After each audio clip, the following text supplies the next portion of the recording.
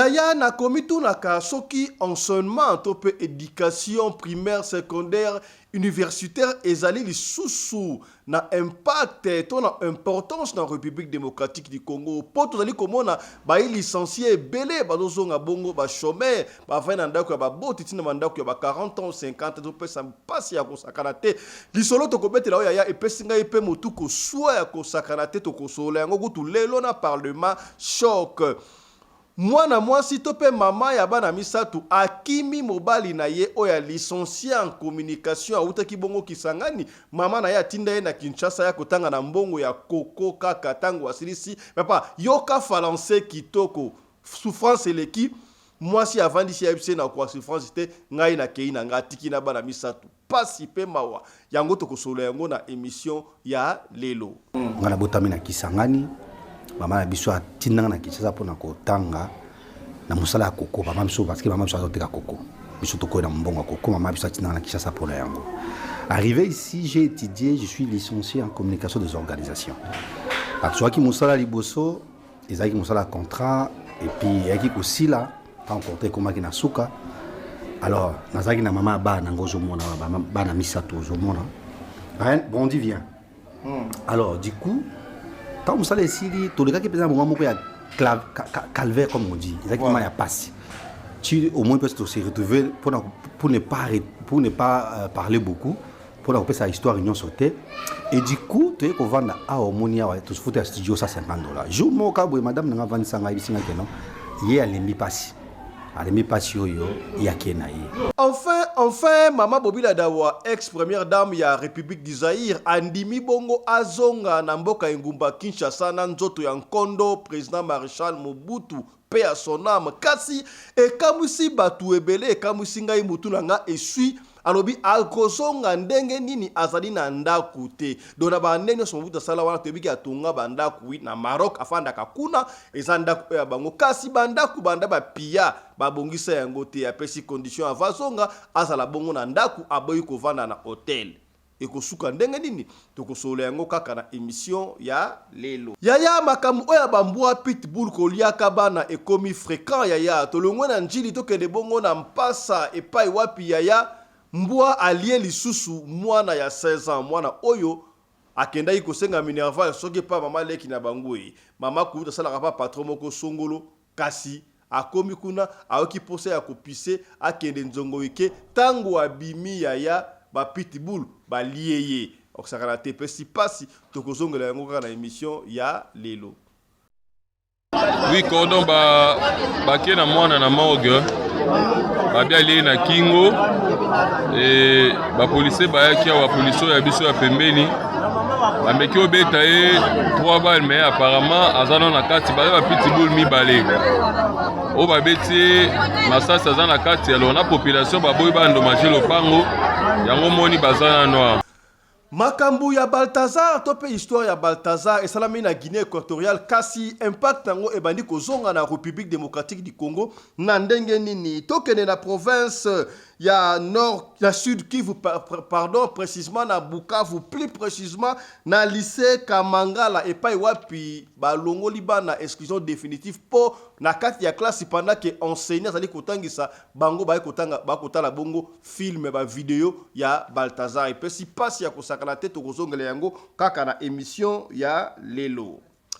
Oyo bozali komona wana bandeko bino bokanisi marche de soutien ya parti politique toni batu ebele ndengo wana tozali bongo na kitambo magasin ya degré embouteillage oyo bandi kosalama na barte ya Kinshasa ndimela ngai oyo somo oyo nini église marche église to nini nzoka kaka embouteillage tokozongela yango kaka na émission ya lelo. Botala mili. Bonjour Ebayaya. Bonjour. Bofana na mwanda? Oui. Ngana mupaya? Nazana hotelo awa na kwe. Nana posa moi si vous na buto lelo. Hey! Ah bon ndumba te. Au revoir hein. Au revoir. Papa yapa. C'est qui va se passer ici? $100 c'est bon? Hein? $100 c'est bon. $60 c'est bon. Nandimi. OK. Tokende. Na faut plus la mbongo awa. Pardon? Oui. Nana mubala ndumba. Do so moi si azwinga ofutinga mbongo. Tokei. Ali boma papa. Yo ne faut pas ça un bon, on appelle son bon. Sentiment biso mibale. Sentiment mon bal appelle ça moi c'est bon, on appelle son bon. On a oublié autotique, n'importe quoi.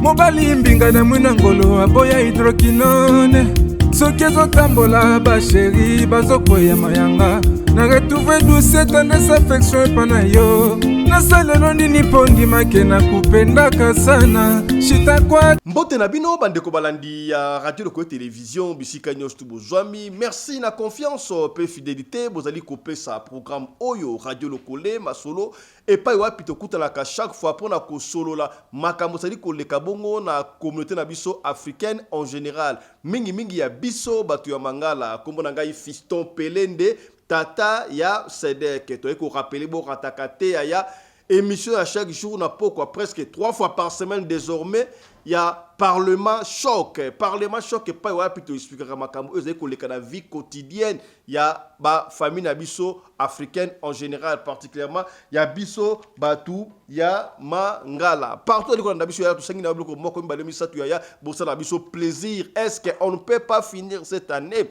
seulement na 45 000 abonnés 45 000 membres tout na papa pembe ni mama est-ce que on s'abonne déjà na radio Lokole TV ce que s'abonne te faites les bande ko ba ko tala baïke mais ko s'abonner c'est un problème maman yo peut la radio Lokole chaque jour bana botela nga papa Fiston tala ka mais yo o s'abonner te passe na motema soki okoki ko s'abonner te benga ya mwasi benga ya mobali asunga yo pona o s'abonner na radio Lokole ça défi ya biso nyonso tu ya bino na biso to s'abonner rapidement massivement pendant to silisa année oyo na 45 000 membres tant to banda janvier donc le opération 50 kitoko voilà to banda moko na information oyo mama Bobila Dawa to ke na Maroc et pa wapi premier ministre mama Toulouka Souminwa akendaki bongo ko tala akendaki makamususu mais a profitaki atala pe mama ex-première dame, maman Bobila Dawa. Vous savez, les autorités mettaient comme fréquent, moi ça me plaît. Au Corée, jamais qu'on le Maroc, sans pour autant qu'aucun bongo, côté la maman Bobila Dawa, maman Judith Souminwa, première ministre, à Sola qui kakandenge maman Bobila Lobaka cette fois-ci en Dibi Kozonga, kasi e kamusinga yaya, a Kozonga ndenge ni mabele ya bako naye, a Kozonga ndenge ni nzoto ya nkondo mobutu otolega ezonga, bazai na ndakute, bandaku ya bango ba pia bandaka alawana yaya, babongisa ya ngote. Yotan toka ko pagode na nsele wa bongisi e nini boyo ezalaka lokuta d'ailleurs to monaki yango ya ndako ya mobutu aigle de kawele kuna e koma na ngo zamba mama lobi atena besoin ya kozonga mais akovanda na hôtel te alinya fa na ndako na eposa na ndako te allez-y comprendre mama donc to tongeli mama oui ça m'abete to tongeli mama ndako ya sika ndako ya mwasi ya président Mobutu batu bako ya kotala président Mobutu bako ya koksa ko visiter président tombe ya président Mobutu mbonge okota tourisme bato bakolinga bamona mwasi ya Mobutu mbonge okota c'est quelque chose où l'autorité faut avoir à cœur pour na esalama là ce qui s'est passé na Maroc na visite ya mama première ministre Judith Toulouka Souminwa landa.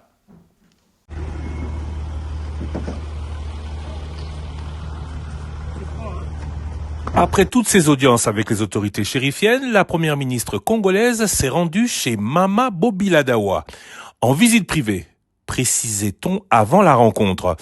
Elle s'est entretenue avec l'ancienne première dame du Zaïre qui lui a offert accueil et couvert digne de son rang de l'aveu même de la veuve du maréchal Mobutu. En présence de l'ambassadeur au Maroc, Henri Mangaya Yangemondoa, elles ont passé plus d'1 heure et ont accepté de nous accorder une interview exclusive à la fin de leur rencontre. Madame Judith Souminwa qui commence par nous dire pourquoi elle est venue à la rencontre de son hôte. En arrivant à Rabat, à partir du moment où dans mon programme je rencontre les Congolais de Rabat, je ne pouvais pas ne pas rencontrer Maman Boubila Dawa. Elle a quand même été une figure importante dans notre pays et c'était, je pense, juste de pouvoir la voir et d'échanger avec elle.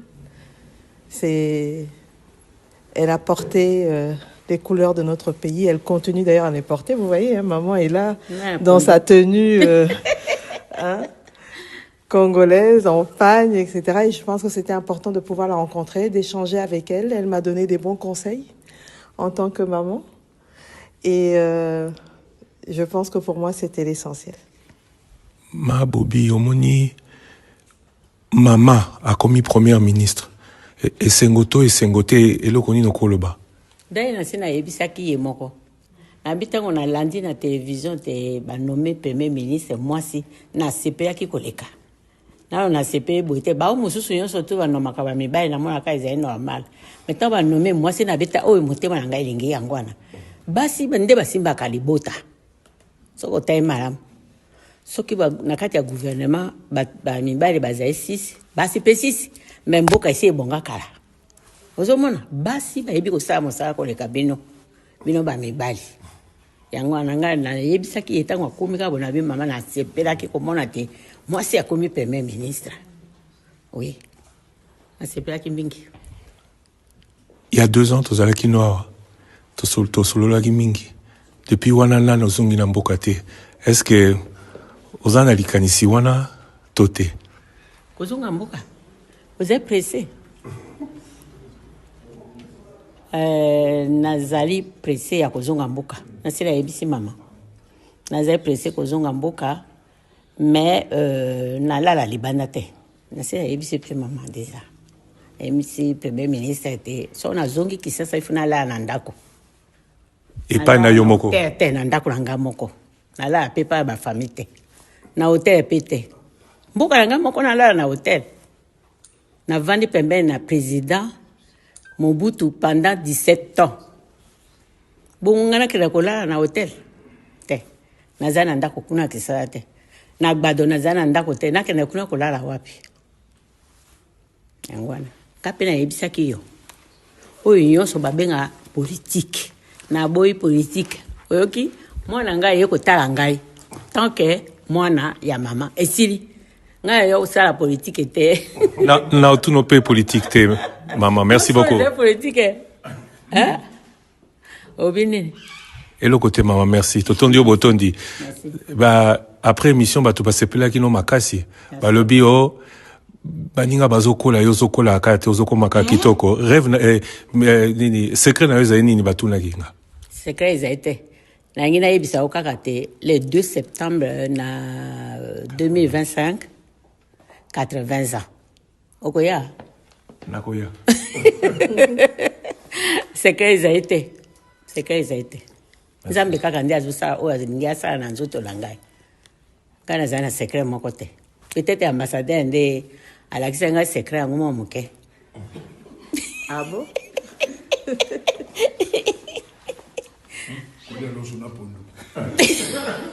Merci maman. Merci. Changement à la constitution, oyo, ça fait couler beaucoup d'encre dans le poteau. Et ça dit que peut ça kaka polémique. Oya lo baboué, oya lo bi nazali garé en nation, muta ko peksanga été oya lo bi non na pension de gisawana, ba moupe ba koti pe na kati. Est-ce que on peut pas s'occuper de la jeunesse congolaise au lieu de dépenser des milliers de dollars, des milliers de makambu pour un changement à la constitution? Qui est du vrai? Qui a raison? Qui a tort? Nga epesi ngai mutu kuswa. Ba mama maraîchère pour ba fanda quitter ba lobby. Presse epengepé na télévision 5. Il y a des Français à l'Obiaya. Alors, on a sélectionné pour vous toute une litanie, tout un chapelet. Il y a un reportage, suivez et allez-y comprendre. Atika commentaire, tu es pour le changement à la Constitution ou tu es contre? Tu es ce commentaire, suivez. Moboto, je disais, comment dans un pays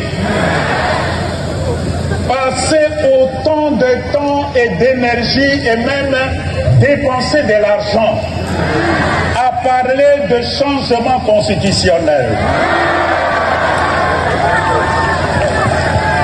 au lieu et place de s'occuper de cette jeunesse abandonnée. Et de ça, on nous parle de changement constitutionnel. Est-ce que c'est le changement constitutionnel qui va nous donner un avenir après la fin de nos études? Qui va nous donner du travail à la fin de nos études? Qui va nous permettre de quitter Massina et arriver à Gombe à temps, sans embouteillage à Kinshasa?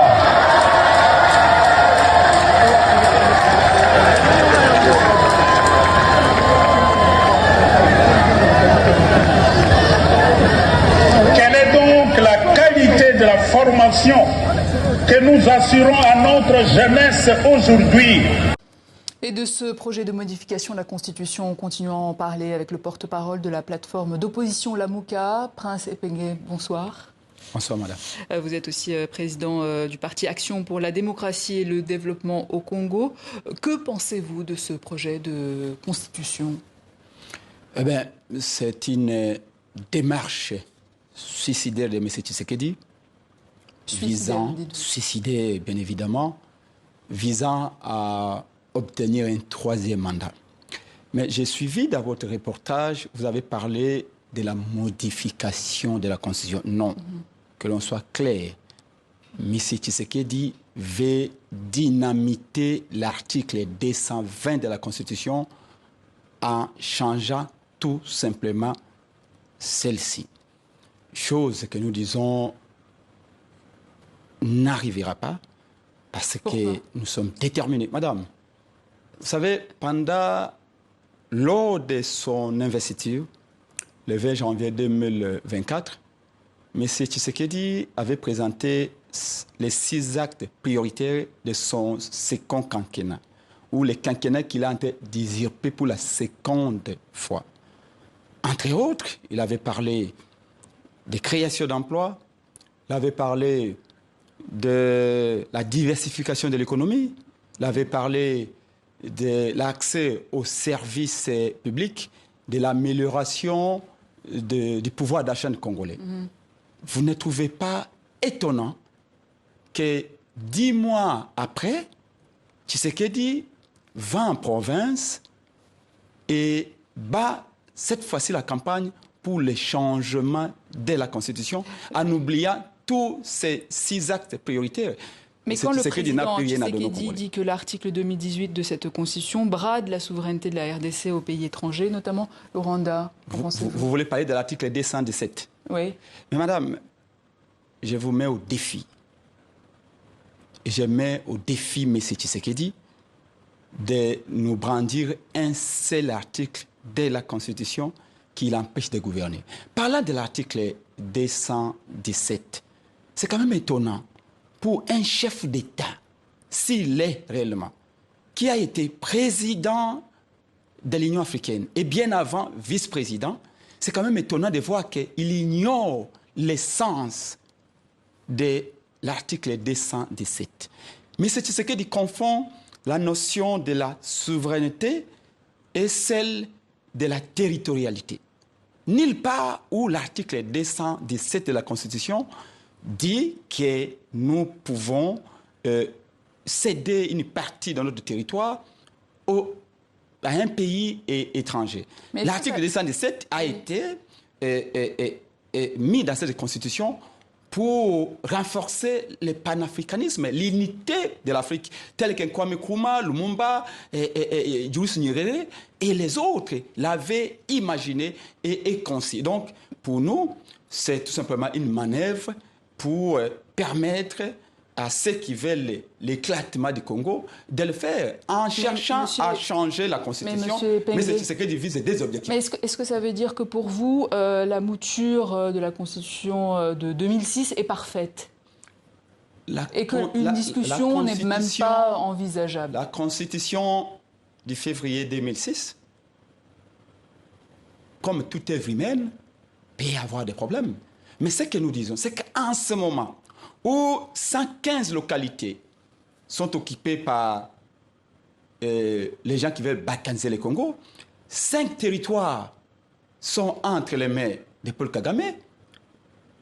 Amener les débats sur les changements de la Constitution, c'est laisser un couloir pour que ces gens qui veulent balkaniser le Congo puissent réaliser leurs objectifs. C'est comme ça que nous vous disons au sein de la coalition Lamuka avec le président Martin Fayulu que en voulant, dans cette démarche de changer la Constitution, M. Tshisekedi vise deux objectifs.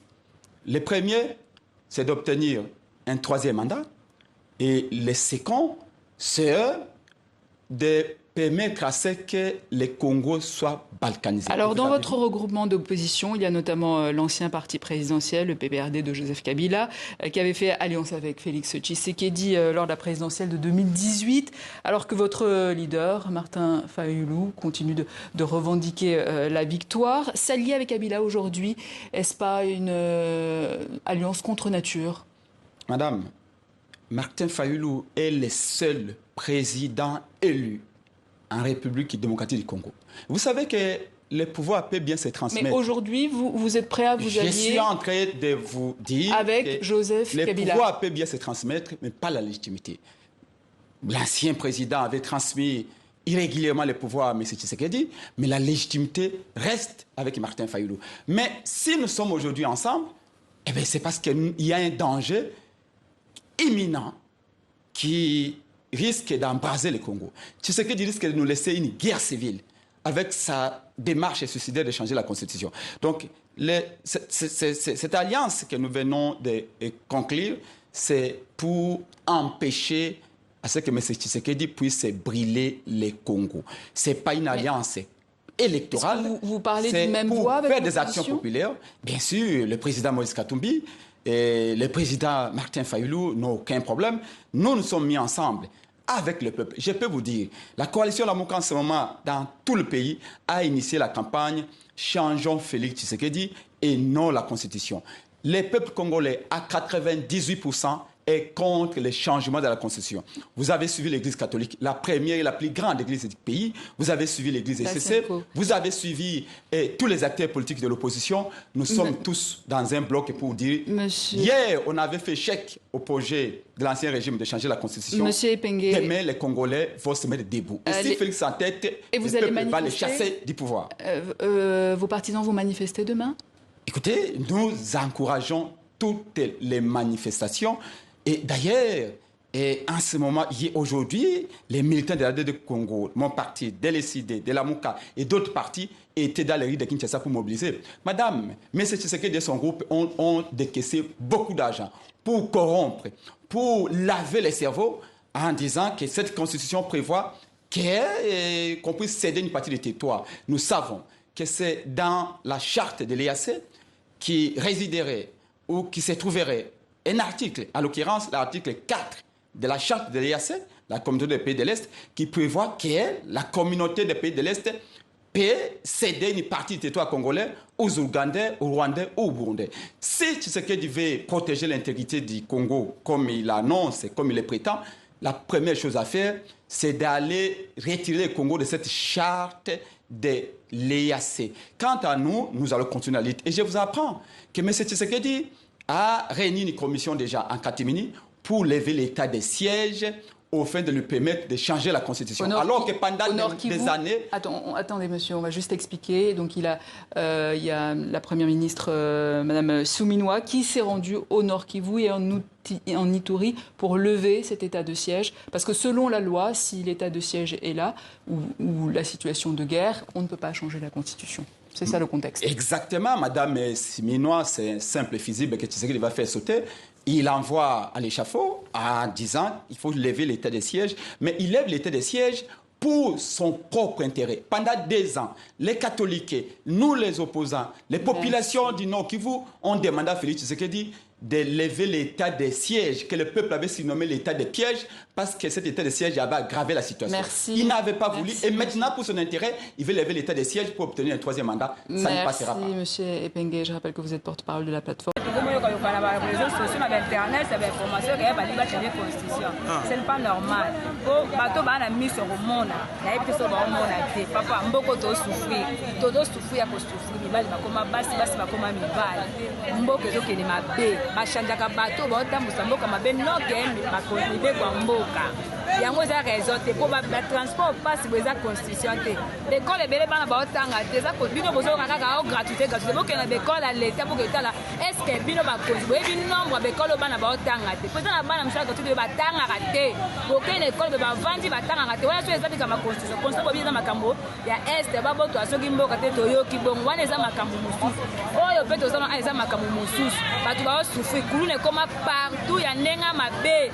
Kinshasa nzela kolekezalaka te ezala Gombe mai partout bandaka koyoko babanda bande koma mai moko wala so eza makama constitution boluka bobonzo bachange ne bato baotambusa mboka mabe noke constitution bazokonsi bakuta mibeko po ete balobaka etochange ngo eza mabe bazela nano bazwi banganzami bamoni ke baosala mabe bato batelemeli babokolonga no ezala bongo te osali mabe olongwe.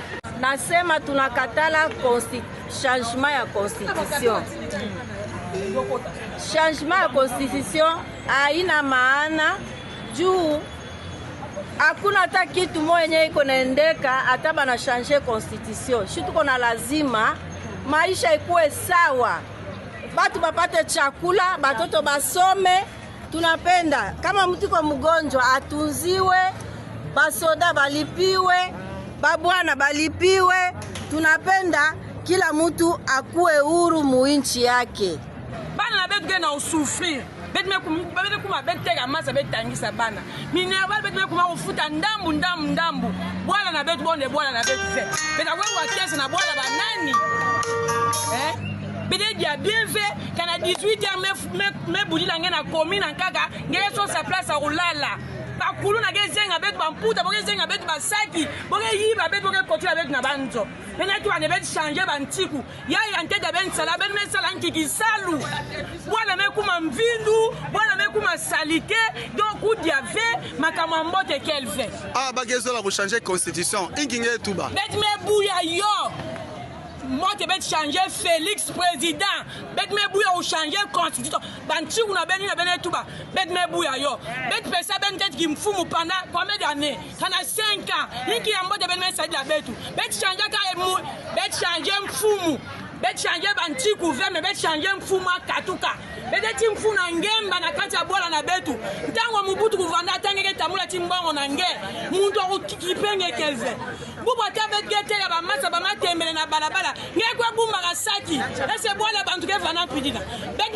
Quelles sont les réalisations dont vous êtes le plus fier ici au Zaïre depuis votre accession au pouvoir? Comme réalisation, je crois qu'il y en a beaucoup. Celle dont je suis vraiment fier comme chef, c'est la prise de conscience nationale par le Zaïrois, par mon peuple. Première question, qu'est-ce que vous pensez avoir pu accomplir? Juger honnête nzambe te to juger au karana oyo kaniko bien sûr to juger par rapport à promesse au salaki tango côté na pouvoir. La définition et quelle est la portée du moboutisme? Je ne vous le cache pas, je dois être sincère avec vous. Il y avait dans ce pays certaines habitudes qui faisaient de nous Zaïrois en quelque sorte de Belges d'Afrique. Et moi, je me suis révolté contre cela. Se plaindre mingi. Non, attention. À se plaindre, il ne faut pas dire ça. Vous avez promis justement de lutter contre la corruption et de lutter contre les détournements. Mais ça s'est fait que votre mandat, le premier quinquennat, a été caractérisé par de nombreuses fraudes qui ont été dénoncées. Oui. On citait même de vos proches collaborateurs qui, par moment, ils sont arrêtés, les peines ne sont pas purgées, l'argent détourné ne revient pas. $1 million, ça fait quoi? Ce n'est plus un peuple aliéné, c'est un peuple qui est fier de ce qu'il est, fier du devenir de son pays. Et ce n'est plus le même peuple dont on pouvait se moquer, comme ce fut le cas il y a 10 ans. Bongo Yaram et Kenda Wapi. Donc, j'ai l'impression que bozalaka patient na ba régime mwana o le kaka bozaka lo barien po bazako mvuke bino donc ngane bomoni yuma ngana kutaki nini et le remonte. Alors, pourrait-on parler un peu de ce complot? Est-ce que le complot récent était dirigé, d'après vous, contre votre personne ou contre votre régime? La seule chance de réussite pour eux, c'était mon élimination physique. Et tout a échoué pour des raisons que vous connaissez déjà. Jamais vous n'aurez un coup de fil de ma part. Jamais. C'est un moïbité, régime n'angeza moïbité.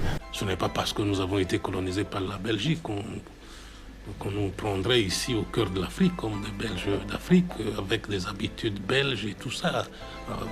Prenons l'exemple des prénoms. Et je l'ai prouvé à mon peuple. Soyons nous-mêmes. J'ai été président de la République démocratique du Congo pendant 5 ans. Mais prouvez que j'ai volé. Et il n'y a pas de preuve. Et je vous dis qu'on peut aller encore plus loin, très très très loin. Très loin. Vous m'accusez d'avoir fait quelque chose. Si vous n'arrivez pas à le prouver, ça veut dire que je suis innocent. Interpellé pour la $, et ça conjoncture, mais biso toujours souffrir nango po ezo ça biso passi. Oui, t'es un faute nangate. Pourquoi dollar ezo kitat? Même nga ezo tungisanga.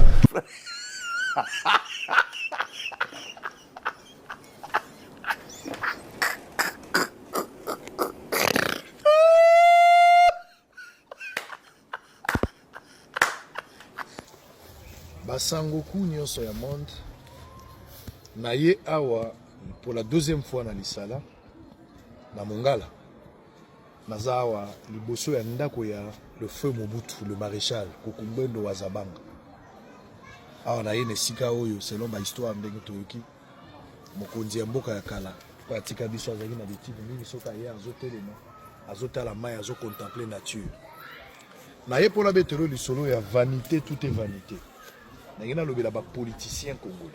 Vidéo est spécialement pour les politiciens congolais, pour les bateaux, bazana lolendo na bomoy. Pour les bagena sena moyo lo kotika la libela ezalité. Nyonso ekoleka. Ozo nyoko la population. Ba pesi yo bokonzi. Omoni yango eza pona intérêt na yo moko égoïste.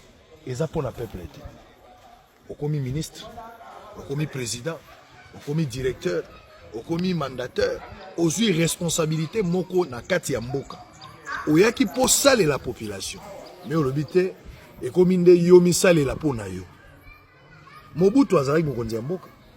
O nyonso ezalaki bolamu ya Mobutu. Parmi bandako na ye, le feu président azalaki na moko pa azalaki na mboka. Lokola moto akoki komi sepelisa. Mokonzi ya mboka olobite na tonga pe bandako na ngai. So na komi na lisala na ndako. So na komi telle place dans la ndako. Ça, malamu moto na bokonzi akomi sepelisa pe.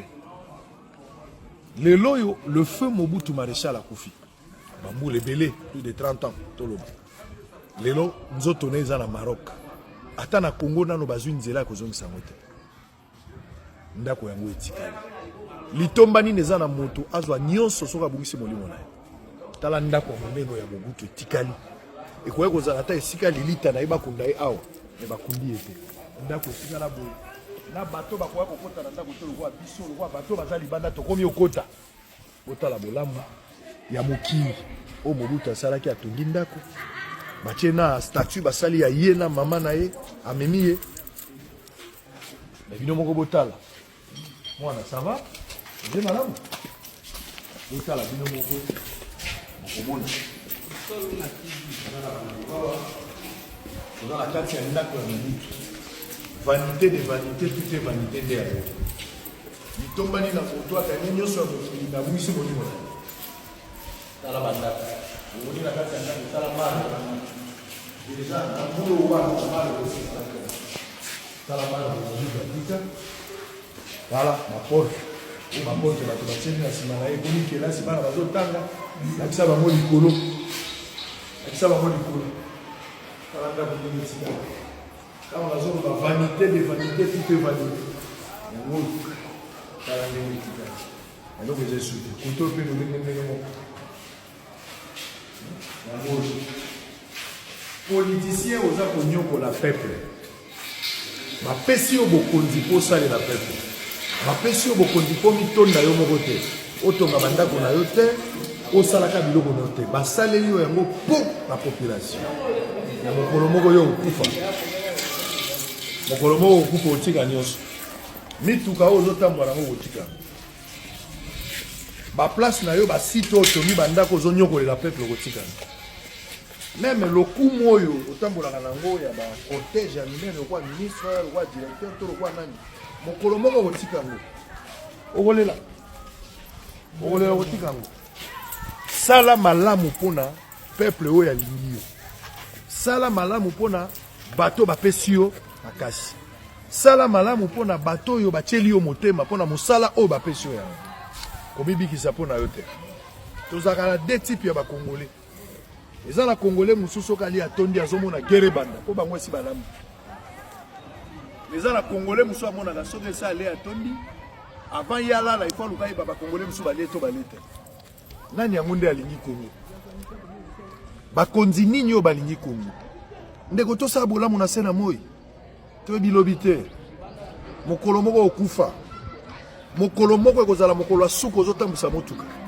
mokolo moko okolamuka ekozala mokolo ya suka lokwa mungango ozopesa kisi na maladi ya suka mokolo moko ozolamuka lokwa président ekozala serment ya suka ozoloba mokolo moko lokwa ministre ekozala miso conseil de ministre ya suka okoti mokolo moko ozala lokwa magistrat eza dossier ya suka ozosala na vie mokolo moko ozala lokwa journaliste eta mosu eza émission ya suka ozoprésente mokolo moko ozala chauffeur mosu kokumba ya suka nde okufi okumbi mokolo moko ozala pilote le mosu avion ya suka ozokumba nde yango wana mokolo moko ekokoma oyo kozala le mosusu enseignant akotangisa mbala suka biso nyonso na se na mo ezala mokolo moko ya suka ekozala oyo kolekisa ndelo te mpo sala eloko mosusu ekozala likabo ya suka ozosala na se na mo tika kombo ya malamu tika témoignage ya bien lobi soki oza te bato bapérennize kombo na yo ezala lokumu na miso na bato Mobutu azwaki nyonso lokwa mokonzi ya mboka nange nayakisa bino mpona nini azwi mpona Mobutu mpo ye nde azalaki président oyo toumeli na mingi plus de 30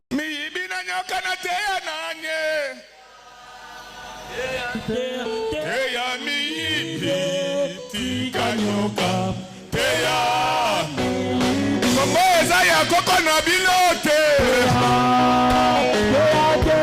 Teya miyibi tikanyoka teya Bande de voleurs. Bien-aimés, les gens meurent dans les hôpitaux à cause de ces voleurs. Dans l'hôpital, Les fonctionnaires famille sont impayés à cause des voleurs.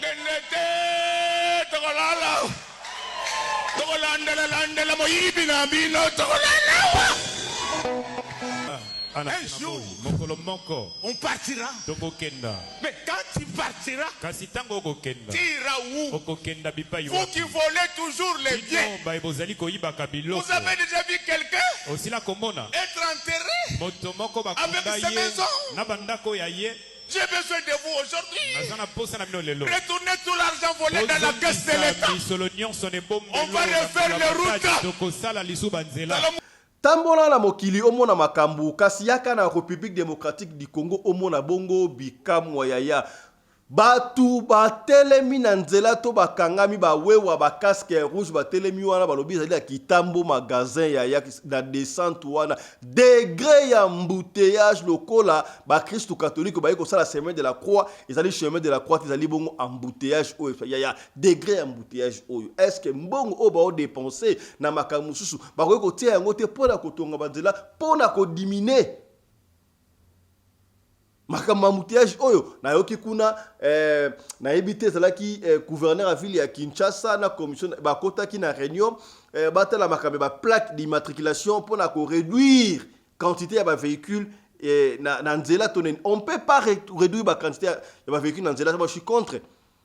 Et bon, ceux qui battent sur bataille en ordre, beaucoup réduit en ondre nini. Botongande banzela, banzela ya mikebo élargir en gros pour na batouba les kaka. Ya ko diminuer quantité oui, ceux qui battent basana en ordre de l'état, a sommi plaque d'immatriculation té, a la vignette titani té voilà pour retirer en gros c'est bien et ça n'a partout. Mais ceux qui sont en ordre, ata mutuka eza kimbambala. Ce mutuka ba tiamo ça na plaque d'immatriculation, vignette est normal, c'est-à-dire que eza encore la droit à circuler beaucoup longo na ngondre nini.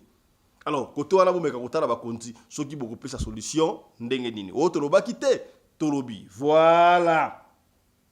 Tolobi tolongwa na kote ya kitambo magasin tokende sika boye na mpasa epai wapi ya sango etambo na nesto ekomona komeske pitbull bambwa oya ba pitbull za composer na nini ebite basangisaka makile nini po epesa biso pitbull tolo sala ki bongo 2 ans une année passée na Kisangani epai wapi to mona ki pitbull alia ki propre bébé o basala kana emu allié epesa ki mbidinga ezala ki dégâts sur la toile la réseaux sociaux et s'il y a ya to ke desika na mpasa sika mwana ya 16 ans oyo kutu balia ki na njila za ki presque bébé il y a pas 2 ans mais aussi une fille une jeune fille à 16 ans il paraît maman de ki na bango so il peut mama kurutu asala kakuna alors akendaki so ba benga de classe akende osenga so minerval akende kuna a profiter akanga bana ya patron na suki ndenge malobi mais akomi kuna na ebite azaki na katanda ku très bien siko ki posa ya ko se soulager bambwa soki bazaki ya okangaye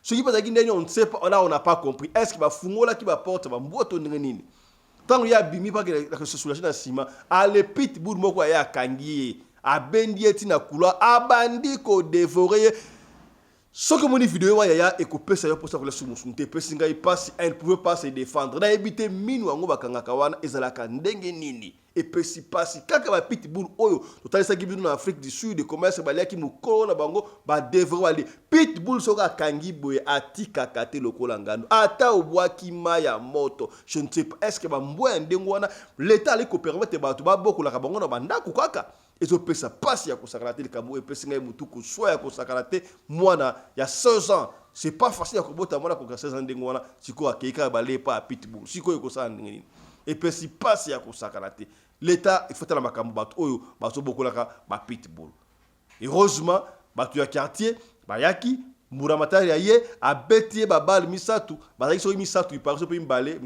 moko nda balé ko dévorer ba maîtriser wana dévorer wana ba bomiye muso ba simbiye mburamatari akei na ye et pesi pasi ya kosakalate likambo ya bwe landa reportage oyo tala ndenge elekaki vidéo nango nde bazo dévorer eza partout mais tala moi extrême mukie ndenge basali mwana oyo bongo tozonga suivez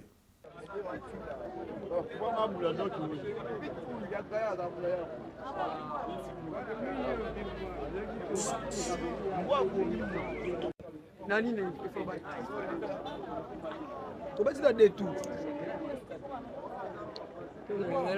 Oui, tu es la station parce que il y a mbwa aliye mutu. Mbwa aliye mwana 16 ans. Na il faut banki na garage na ndaku to mo ba bengi biso intervention na district o komanda bosa rapide makuna mbwa azolia mutu kuna azolia mutu ndio ande teko kuta deja de mbwa na kata lopango.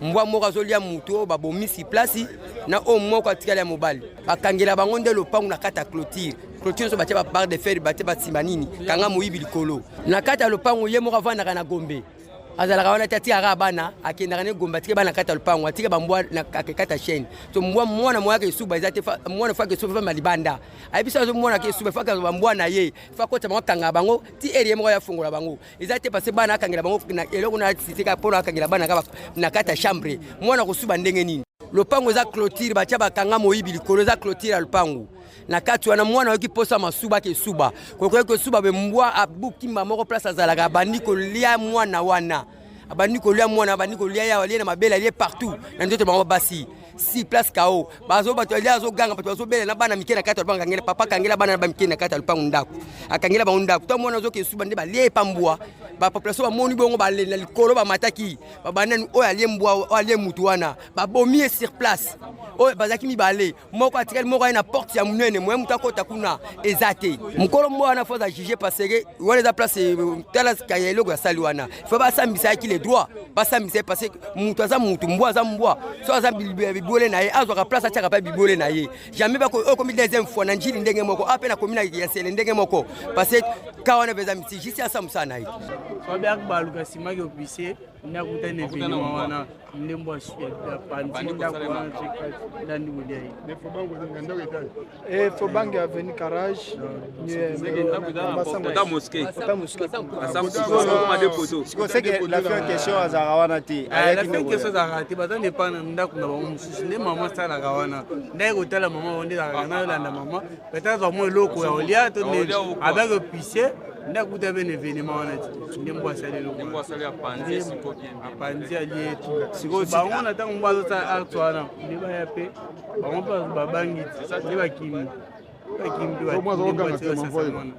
ata gangi okoganga mwana peut-être agangi peut-être parce que mwa pe azalaki osambeni mwana wango zabashi azobasi mwana agangi te 16 ans aza ta mokolo ndapaki kosuba akutani sikoyo na mbwa wana na liboso na kati na esima ndako mbwa alandi akangi ye arekipe matina akote na couloir nde abandi siko kolia ye aye na situation wana par exemple ekozala mbwa zaki nzala ekozala ndenge fana ndeti nayoki bato ya avenir babiki mbwa wana babanda kolesi da partir ya 5 heures bakilo ya biloko babiloko wana ebele kwa mbwa monene pitbull na ba 22 heures mpe ifalia c'est que na mwa temps oyo événement esalemi da mbwa yaki da na retard ya kolia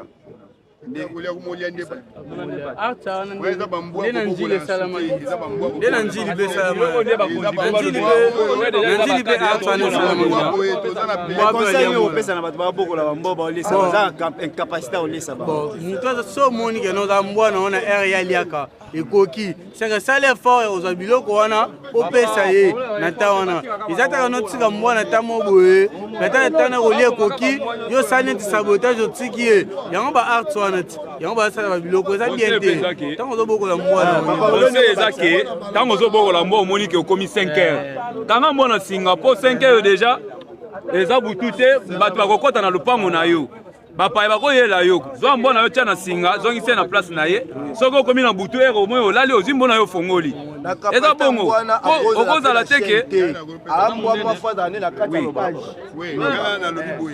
mpona biso leta azwa décision bambwa oyo ya bapoto wana tozala besoin ya bango wana na mboka na biso te mbwa fa mesana na batu ayebake mutu tel tel tel mbwa soki omi deja kolia mutu waza mbwa normal te to balukaka moyen kosuspendre bambwa bauta bapoto wana biso mpe toza na beza bambwa wana te po bamini deja koliaka batu ce n'est pas normal et ko bakongo tambola banzela mutu atambola balandi balieni sikoyo par exemple na ka ya bongo l'État va intervenir dans l'île, donc justice va intervenir. Oui, justice va intervenir premièrement. À l'Ukanda, nous premièrement qu'on suspendre bambwa o batwazo boko la bambwa o ana po ba tekela ka batwana. Ba tekela biso bambwa na biso o to mesana bon babata o to fana ba question qui hésité to mona ki ministre ya justice akinaki na mbwa na nini. Donc ça veut dire pas ça exemple ga ça. Tot mbwa ministre ya justice. So o to bambwa ministre azali na ye et aza différent bambwa o bango bazo sala bazo lia batu. Ça différent na bambwa. Merci.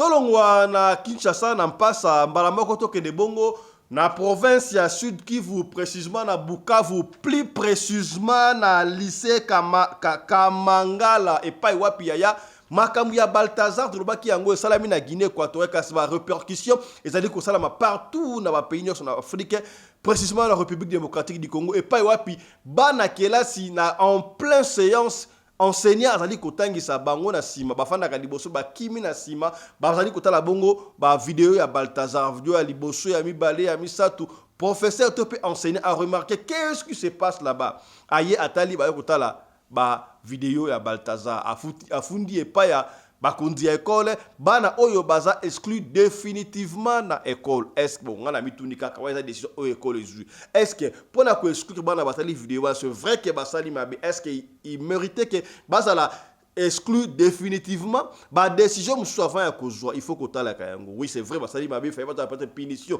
mais ya ko exclure bana définitivement là moi je ne suis pas d'accord, ça n'engage qu'engai. Est-ce que remonte que ça va continuer recours dans le ministère peut-être ministère ou peut-être bolongo la bango école tout va changer punition beaucoup ba ridicule mais ko benga na bana ngai pesi ngai mutu kuswa na yebite umoni yango ndenge nini landa reportage bana bozomona 5 boye batandi bondimelanga bauti ko benga na bango balongoli bango na école donc nde babe baotanga lisusu te pona nini landa lisolo awa tozali bango na ville ya Walungu na province ya Sud Kivu babengani bango pona nini bayaki classe bafandi na basuka professeur a comprendre o bazali na bali bosu bakomi na simandeni bango nyonso yaya bwakelanga na bwakeloni bwakelanga Balthazar ye video ekezongi bakaboni bataka groupe benen panzo bandi otala baltaza oh sérieux za mabe tinelanga mibale o wana oh enseignant ekabwe beko akanga bana ningo moni batandi bango nyonso boye école esi bango désolé botanga susu ate allez kanga bisaka ciao. Procès verbal d'exclusion définitive.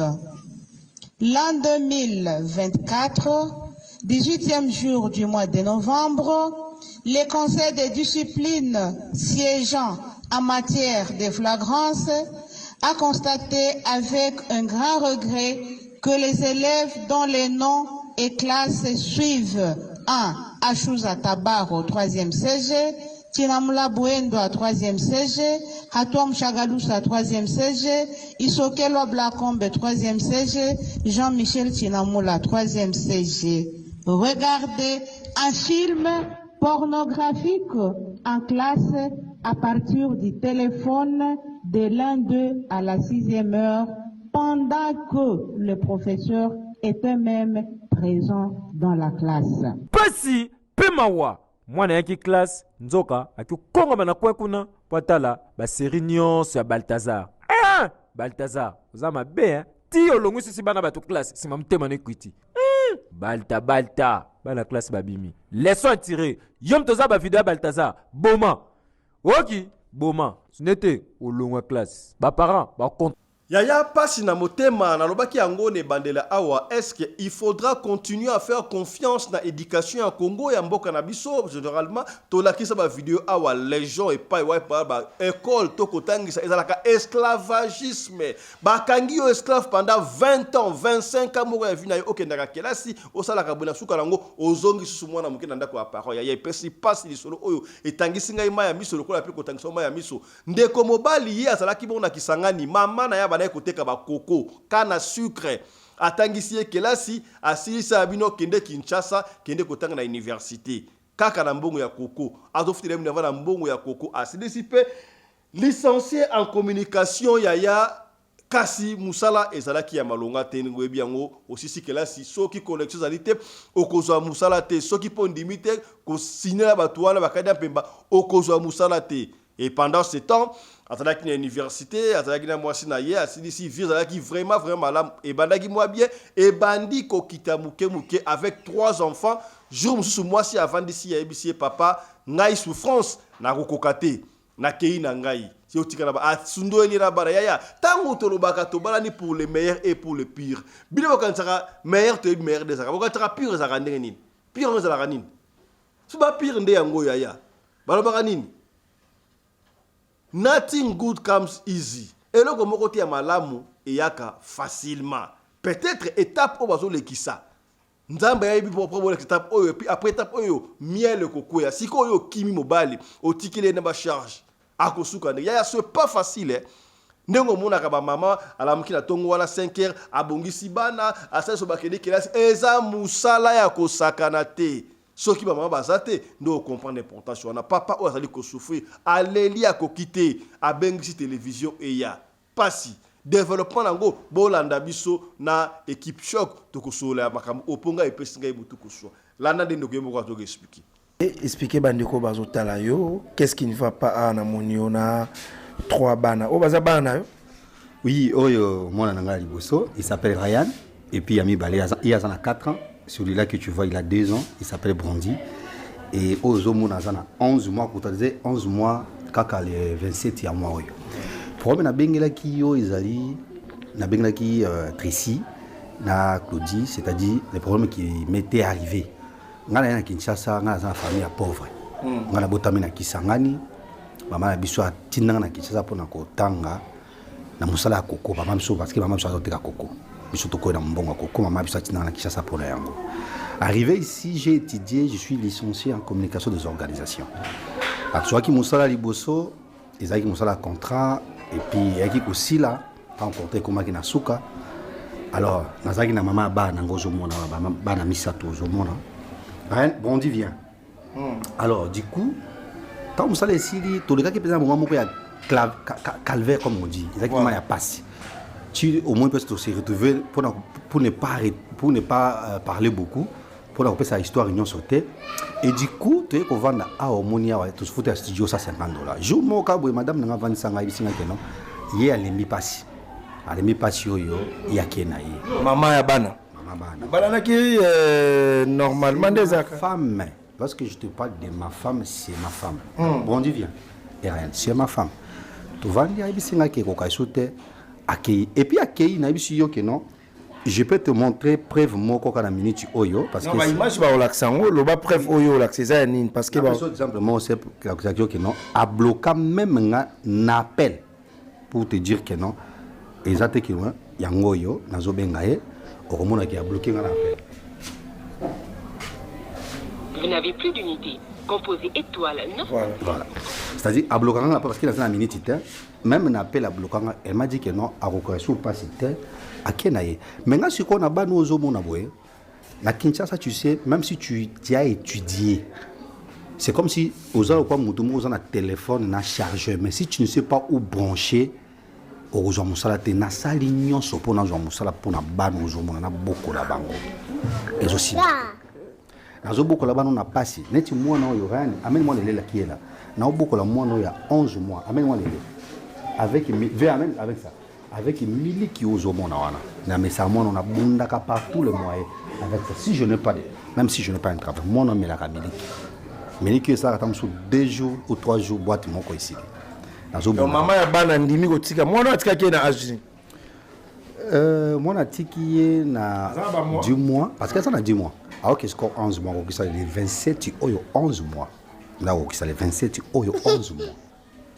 Ma tiki biso c'est-à-dire na nenga tikeli biso atiki biso depuis mois passé nazo bondela ye nazo benga ye ça ne marche pas quand la caractéristique maman bana zonga tu vas prendre l'enfant je vais faire un effort de trouver un travail le travail c'est difficile il faut avoir des connaissances si tu n'as pas de connaissances à Kinshasa c'est trop difficile mais n'arrive pas à comprendre tous mes douleurs les messages sur européen ça na bandeko nini ba otala yo souci no izani souci nangai il y a les bossés zali na peuple congolais nyonso mutu nyonso akolanda image oyo que tu sois un peuple congolais tu sois à l'étranger je n'ai pas besoin que vous m'aidiez avec de l'argent oui ça va m'aider un jour deuxième jour le troisième ça va finir j'ai besoin c'est tout celui qui a un bon cœur mutu comme moi qui a sur ma famille oyo qui me trouve un travail parce qu'avec le travail je vais survenir aux besoins de mes enfants et payer la maison. Avec le travail, je serai l'homme le plus puissant. Je demande aux députés, aux hommes politiques, aux hommes d'affaires, nous sommes image ya mona bana oyo ne tozo souffrir. Bo sungangai na ko trouver musala. Nazana posta tiki bo edenga na mbongo.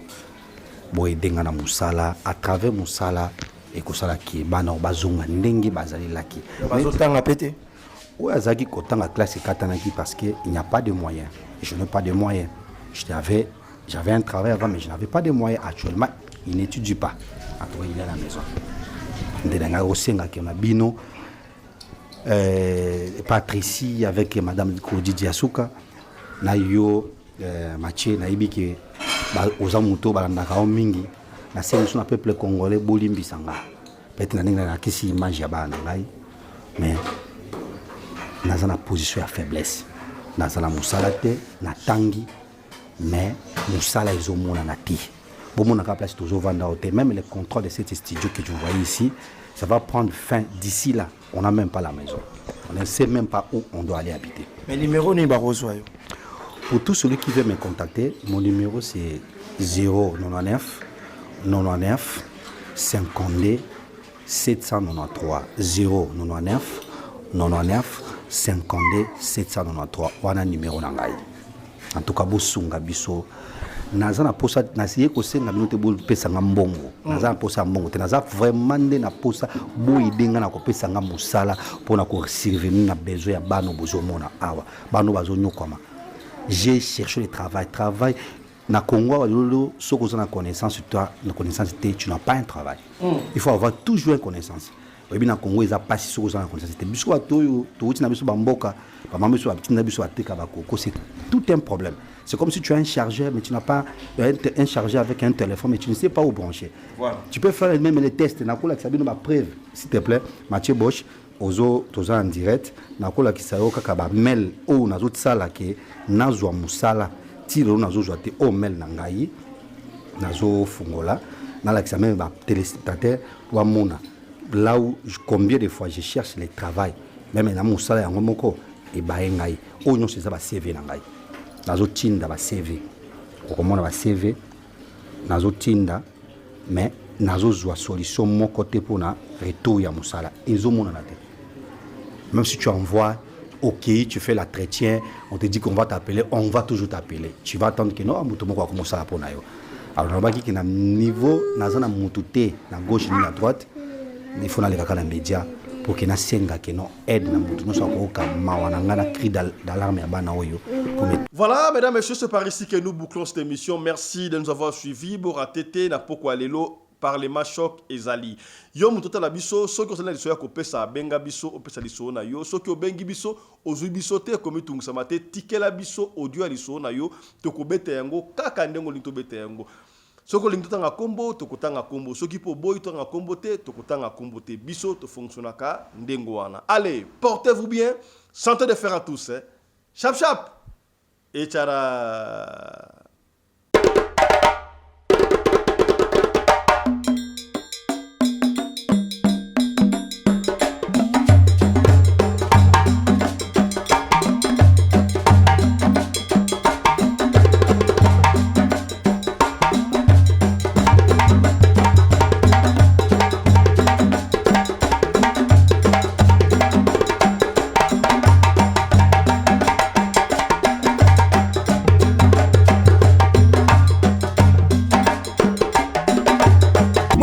Mbinga na mwina ngolo aboya hydroquinone soki ezotambola basheri bazokoya mayanga na retrouve douce tendresse affection epa na yo nasalelo nini mpo ndimake na kupendaka sana shitakwacha apele